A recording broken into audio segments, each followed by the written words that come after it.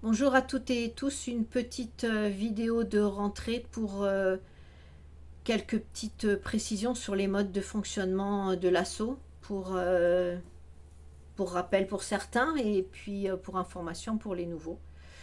Il y a eu quelques petits dérapages en début d'année et donc il nous a semblé important avec Isa de refaire une petite ouais, cadrage, petite précision comme ça. Donc les cotisations, la cotisation à l'association est de 11 euros à l'année. Elle est obligatoire pour toute participation aux ateliers.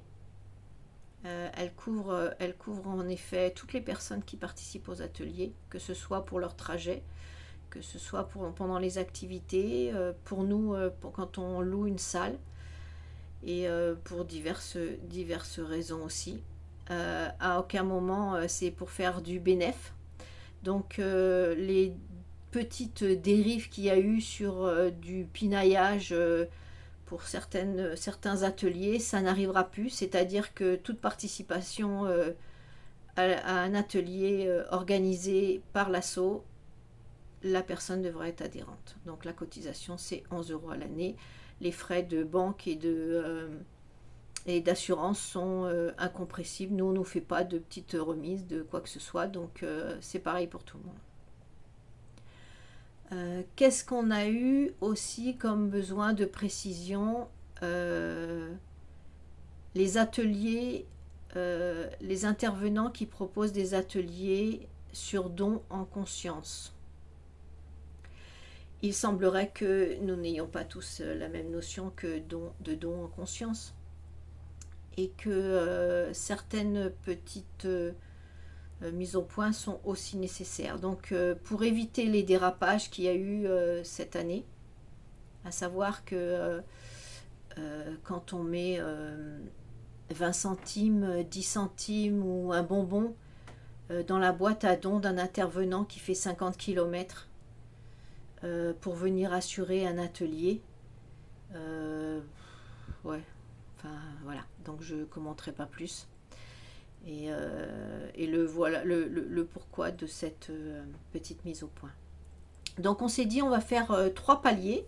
Donc le premier palier c'est la dèche, mais je participe quand même financièrement parce que ça me paraît logique. Effectivement, l'intervenant s'est déplacé, il a eu des frais.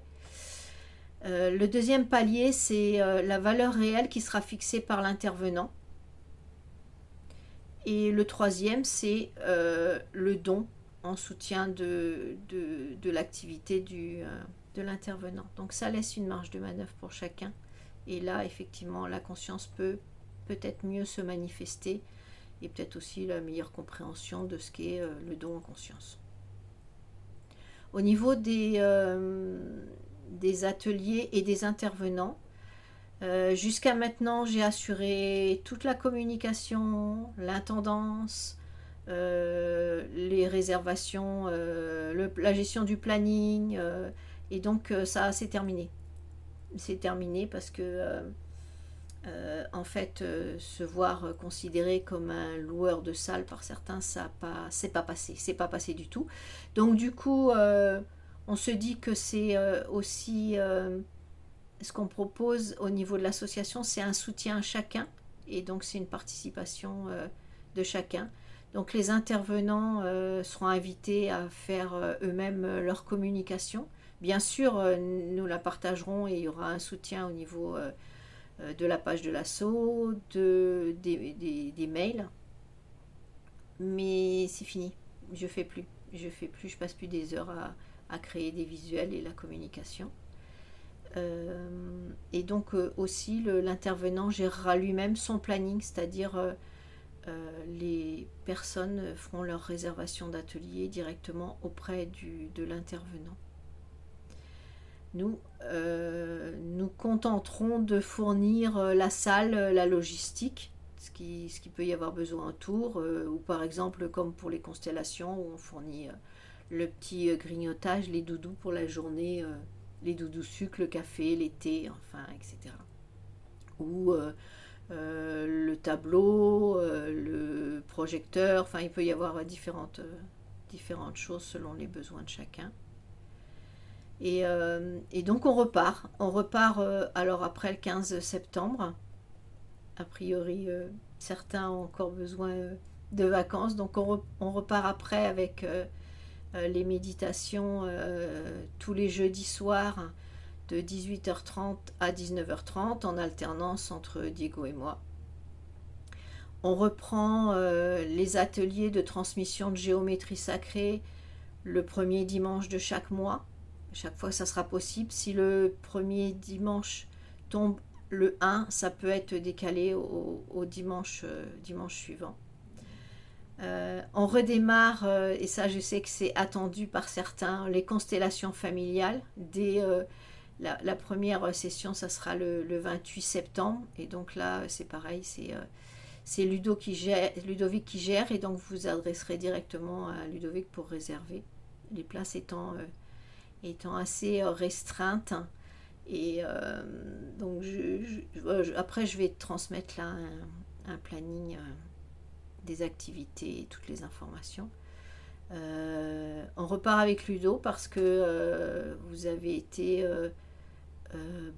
tous ceux qui ont participé à la constellation du mois d'avril ont été agréablement surpris de la façon dont il gère les constellations, comment c'est cadré, comment c'est clair, limpide, et comment nous sommes tous ressortis non pas essorés mais ravis de cette première journée de découverte. Autre information, on a eu une idée, je ne sais pas si elle est tellement pertinente, mais enfin bon, avec Isa, on a décidé de faire un vide-dressing le 26 octobre.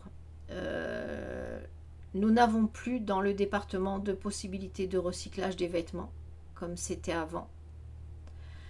Du coup, il y a beaucoup de vêtements. Les ressourceries sont débordées.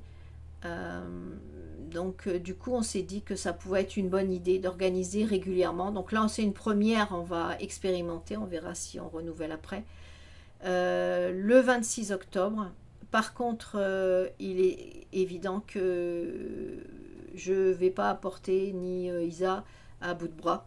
Donc, si on a du soutien des bénévoles, effectivement, cette journée aura lieu à la salle des fêtes de Saint-Martial. Sinon, on oublie quoi, parce qu'on ne peut pas mettre en place une journée comme ça juste à deux. Voilà, donc je pense que j'ai fait le tour. Je ne vais pas être longue parce que de toute façon, au-delà de 7-8 minutes, les vidéos ne sont pas regardées, donc je ne vais pas perdre mon temps et faire perdre le temps aux autres. Et je suis ravie de vous retrouver.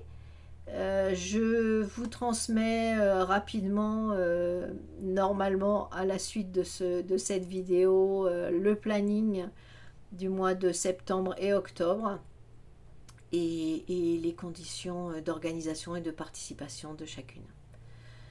Voilà, à très bientôt.